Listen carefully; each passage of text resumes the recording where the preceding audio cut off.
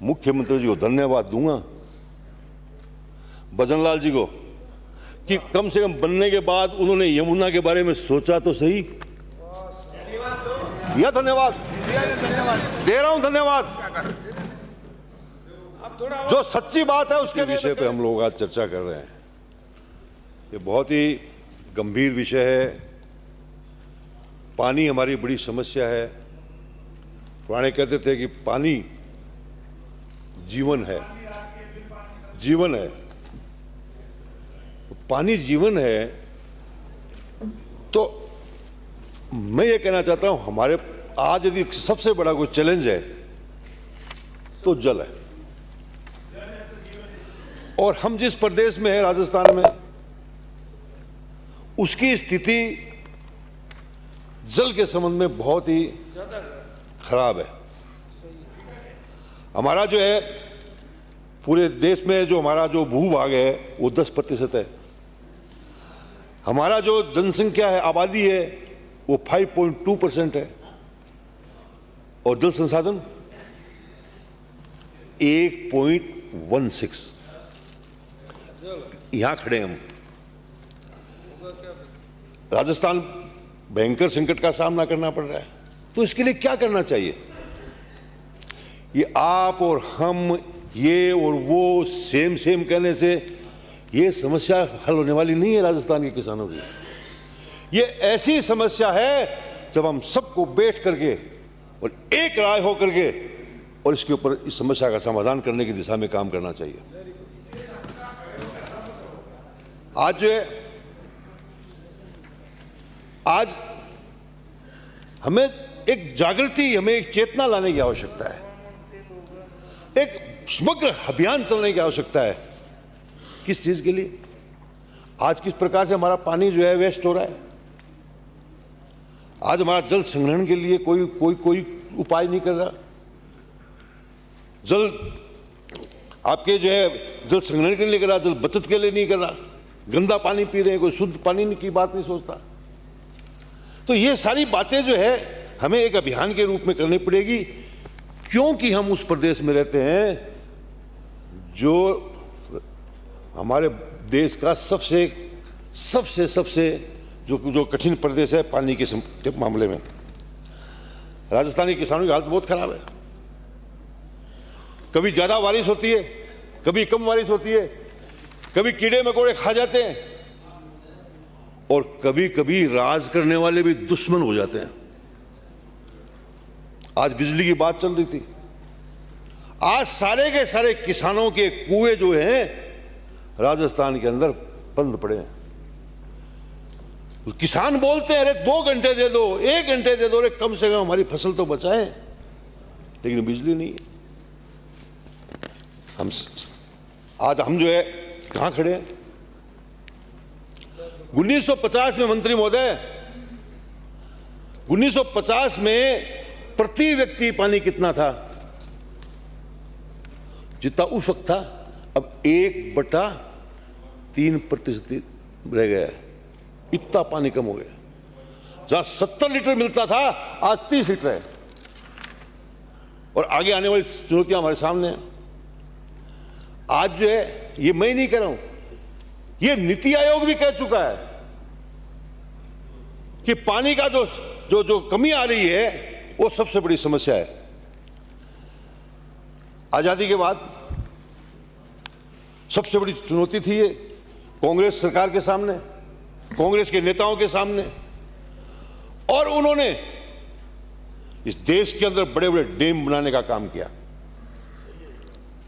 आप देखिए, हरिपुरा सागर, गांधी सागर, नागार्जुन बांध, पोंग डैम, रंजीत सागर, दामोदर डैम।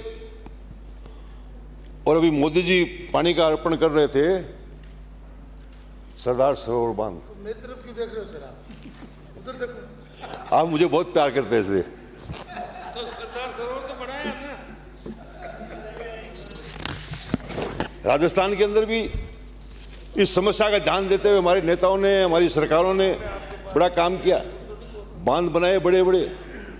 राणा प्रताप सागर बांध हमने बनाया, जुआर सागर बांध हमने बनाया, मानसरोवर बांध हमने बनवाया। कडाना बांध बनाया, सोमकला अंबा बांध बनाया, मांझा बांध बनाया, जयसंबंध बांध बनाया और सरदार संबंध बांध बनाया। अध्यक्ष महोदय, सभापति महोदय, जब हमारा देश आजाद हुआ था तो हमारे देश में सिर्फ 300 बांध थे, ओनली 300। और 1990 तक 4000 से ऊपर डैम बन चुके थे। आप क्या कर रहे हो? ये कागज नहीं है, हकीकत है। ये हकीकत है। ये हमने इतना काम किया। आप 10 साल में बता दो क्या काम किया। 10 साल से मैं केंद्र से सरकार आपकी है, आप बता दो। हाँ, मंत्री उधर काम तो किया आपने। सुनने का मादा रखना। बेरोजगारी बढ़ाने का काम किया, महंगाई बढ़ाने का काम किया, विमनस्य बढ़ाने का काम किया। आपने 10 साल में आपने जो है, और गरीब को गरीब बनाया और अमीर को अमीर बनाते चले गए। आज पूरा देश जानता है, देश जानता है। आज जिस देश के अंदर 5000 करोड़ रुपए शादी में लगते हैं और एक तरफ किसान का बेटा है, वो रोटी अन्न के लिए जो है फरसता है। ये हालात है। एक मायरा भरा गया कितना करोड़ का, वो काश्तकार था, हमारा कोई काश्तकार साथी था वो राठौर में सर ना। शुरू में मामलो ये को बनी 1 करोड़ और 5000 करोड़ का तो अंतर देखो।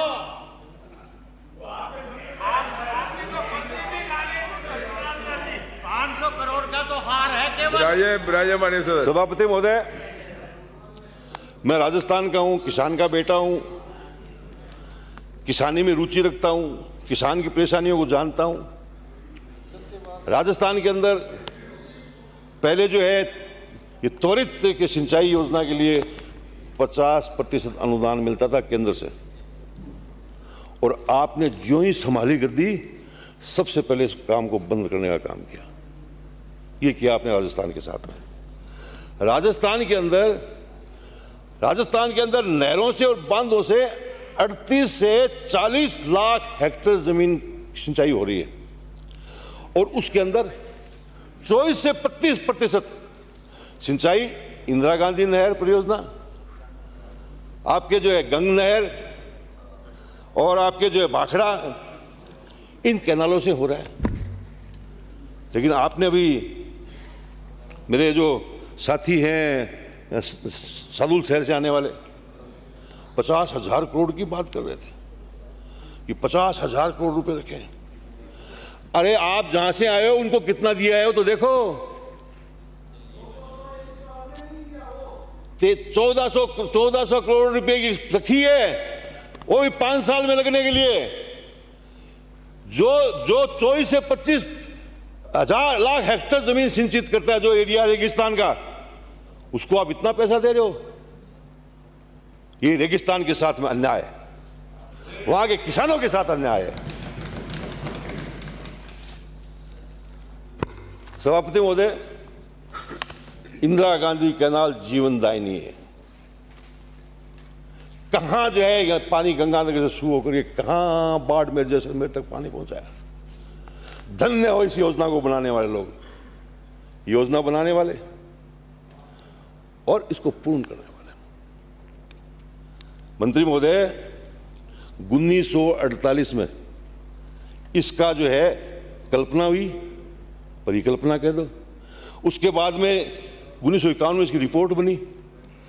सन 1955 में रावी व्यास का समझौता हुआ, इसका पानी तय हुआ, और 1958 में इसका उद्घाटन हो गया। ये है काम। आज जो है इंदिरा गांधी कैनाल के लिए 8.60 MAF पानी हमारा समझौते में स्वीकृत है, और पानी मिल रहा कितना हमारे को? 8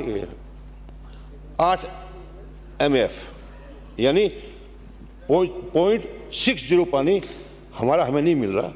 वो पानी हमारा यहाँ नहीं आ रहा, हमें नहीं मिल रहा है। सरकारों ने प्रयास किया, मैं ये नहीं कहता हूँ, सरकारों ने प्रयास किया हमारा पानी लेने के लिए, लेकिन इसके लिए और आवश्यकता है।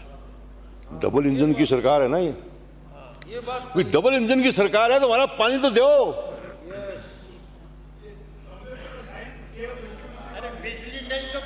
पानी तो दो। सभापति महोदय, बहुत अभी मेरे माननीय साथी बोल रहे थे, आज हमारा जो पानी है, कितना पानी वेस्ट हो रहा है। आज हमारा पानी जो है सतलज रावी व्यास का पानी भी 10 डेज जो है MF पानी हमारा बह के पाकिस्तान जा रहा है। पाकिस्तान जा रहा है। इसको रोकने का काम करना चाहिए। इसको रोकने से रोक करके डाइवर्स करके लाने से ही हमारे किसान इसको लाभ मिल सकता है, हमारा राजस्थान की ताकत बढ़ सकती है। सभापति महोदय,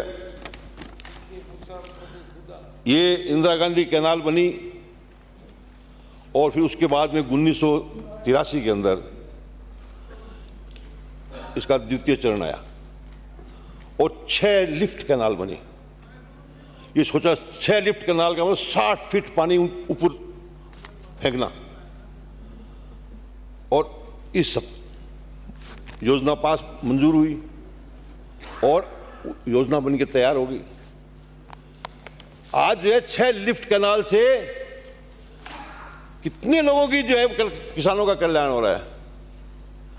लेकिन आपने क्या किया? आपने 2005 में जब आपकी सरकार थी, किसान सोच रहा था राजस्थान का कि आज हमारे को जो है रेगिस्तान के लोगों को लाभ मिलेगा, लेकिन हुआ क्या? आपने जो है उसमें 3.50 लाख हेक्टेयर सिंचाई का रकबा काट दिया उसको। अरे आप बनाने की बात कर रहे हो, मैं तो जो काटा है आपने, आपकी सरकार ने काटा है पानी, उसकी बात कर रहा हूं।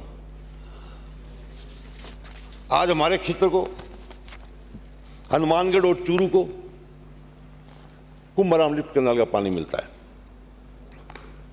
और कुंभाराम लिफ्ट कैनाल का पानी को जितना नुकसान 2005 में हुआ, आपने 1,38,000 हेक्टेयर जमीन हमारी कुंभाराम क्षेत्र की काट दी।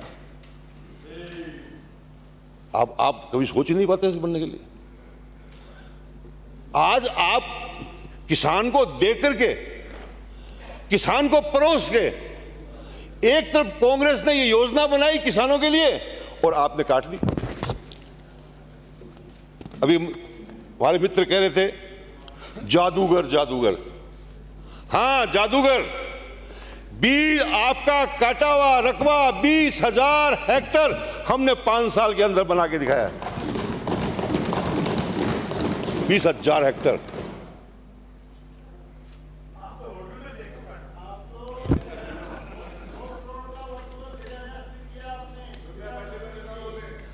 अध्यक्ष महोदय,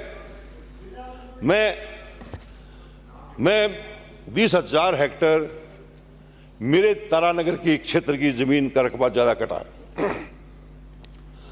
और उसमें से 20। अध्यक्ष महोदय,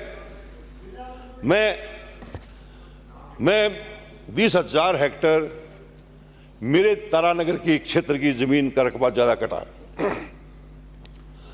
और उसमें से 20,000 मैंने स्वीकृत करवाया। 10,000 पे तो उद्घाटन हो गया, 10,000 पे काम चल रहा है। अब मैं आग्रह करता हूं माननीय मुख्यमंत्री जी से, मैं आग्रह करता हूं कि जो रकबा राजस्थान का कट गया, हमारी 6 लिफ्ट कैनालों का, उसको वापस जोड़ने की घोषणा करो। इसका यदि किसान के सच्चे साथी हो तो। और मैं तारानगर को रिप्रेजेंट करता हूं। आज हमारे चूरू जिले की सरदारसर तहसील के 56 गांव, तारानगर तहसील के गांव और राजगढ़ तहसील के गांव जो है आपने काट दिए। आज देख रहे हैं आपकी तरफ। मैं मांग करता हूं कि आप कटाए हुए रकबे को वापस जोड़ने का काम करें।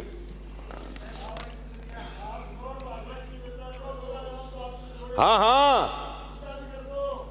उसकी भी जो है डीपीआर बनी हुई है, आप घोषणा कराओ। अरे हमने तो करके दिखाया, सिद्धमुख कैनाल को बना के दिखाया, जिसका राजगढ़ का और आपके क्षेत्र भादरा को पानी मिलता है।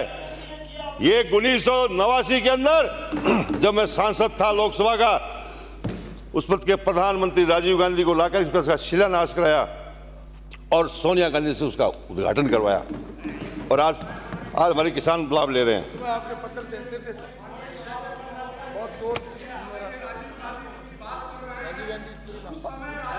आप बैठ जाइए, बैठ जाइए, बैठ जाइए, बैठ जाइए।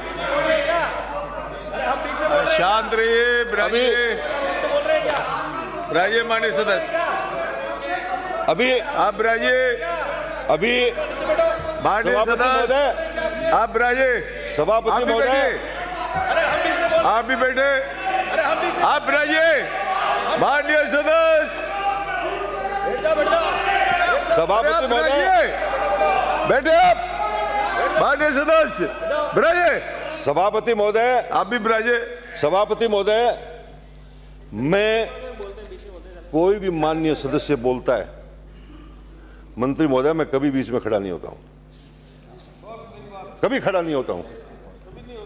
कोई बोल रहा है, अपना विचार व्यक्त कर रहा है, तो सुनने का भी तो मादा रखो। अरे राज के मालिक हो आप, हम तो विपक्ष में बैठे हैं, हम बोलेंगे नहीं तो क्या करेंगे? हम तो बोल के ही बताएंगे आपको। अरे बोलने से ही रोक रहे हो आप हमारे को, आप बोलने से ही रोक रहे हो। नहीं, गलत बात है ये। अब मैं ईश्वर करे आप ऐसे ही बोलते रहो, हम ऐसे ही सुनते रहें। सभापति महोदय, अभी यमुना नहर की बात बहुत जोर शोर से हो रही है। यमुना समझौते को बहुत जो है चुनावों के टाइम में बहुत बड़ी जो है प्रचार प्रसार करके इसका प्रचार किया। हाँ, मुख्यमंत्री जी को धन्यवाद दूंगा, भजनलाल जी को, कि कम से कम बनने के बाद उन्होंने यमुना के बारे में सोचा तो सही। दिया धन्यवाद, दे रहा हूं धन्यवाद। जो सच्ची बात है उसके लिए मैं कहने से दूर नहीं हटूंगा। धन्यवाद दिया है, पहले भी दिया है और आज भी दे रहा हूं। लेकिन ये यमुना का पानी आएगा कैसे, ये तो बताओ।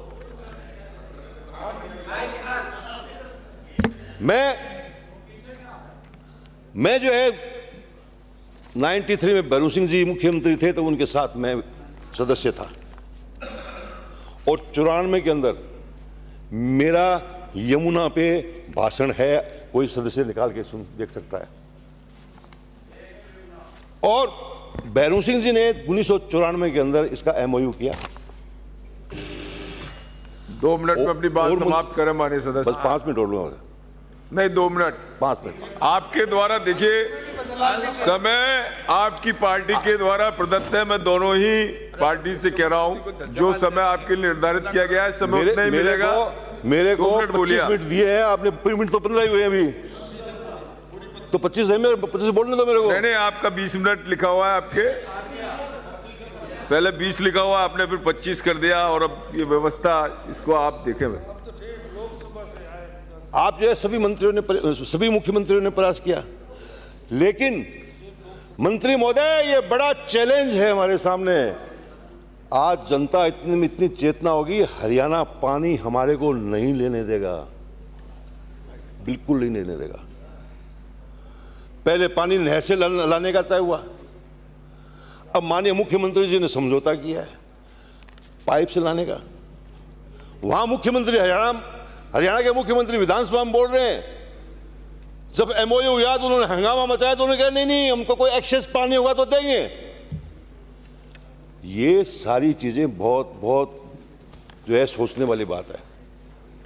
आज ये पानी कैसे आए, बड़ा मुश्किल लगता है मुझे।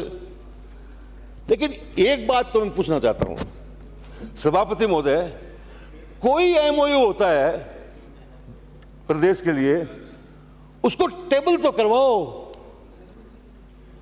उसको सदन की मेज पे तो रखाओ। अरे जनता को पता तो लगे कि कितना पानी मिलेगा, कितना क्षेत्र होगा, कैसे आएगा, बताओ तो सही। अब आप कह रहे चूरू को पानी मिलेगा, झुंझुनू को मिलेगा, यमुना से सीकर को पानी मिलेगा। अरे कितना कितना मिलेगा ये तो बताओ। आपने जो है किसी क्षेत्र के अंदर जो है पानी दे दिया, एक तहसील के अंदर, और आप पूरा जिला गिना रहे हो। आप पूरा जिला गिना रहे हो। नहीं, आपको बताना चाहिए। सभापति महोदय, ईआरसीपी की बात बहुत जोरों शोरों से की गई, और मैंने खुद ने सुना हमारे देश के प्रधानमंत्री जी का भाषण, और उन्होंने राष्ट्रीय परियोजना और इसको पूरा करने की बात कही। 5 साल निकल गए, 5 साल निकल गए, हम मांग करते रहे, लेकिन इसकी कोई घोषणा नहीं हुई। 5 साल बाद कहते हम बनाएंगे। 5 साल में कितनी कॉस्ट बढ़ी है इसकी? किसके पैसे हैं वो? हमारे पैसे हैं। आज उसकी लागत जो है 2.5 गुना बढ़ गई। और आज तब किया आपने जो है 50,000 करोड़ की बात कही है। आपने जो है Rajasthan irrigation water grid system की बात करी है। इसके लिए 50,000 करोड़ रुपए आपने दिए। कहां से आएंगे? कहां से आएंगे?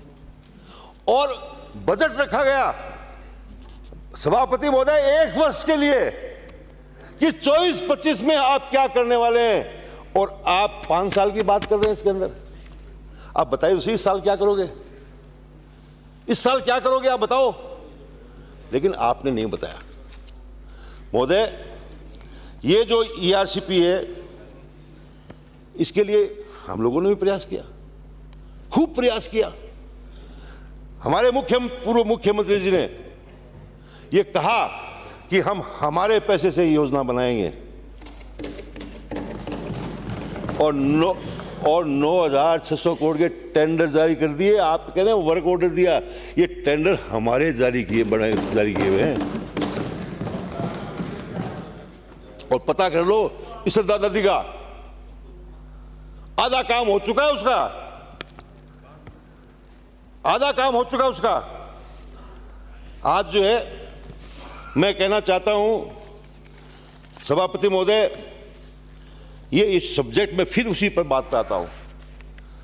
ये राजस्थान के लिए बहुत महत्वपूर्ण इशू है, इस पर गंभीरता से विचार करना चाहिए।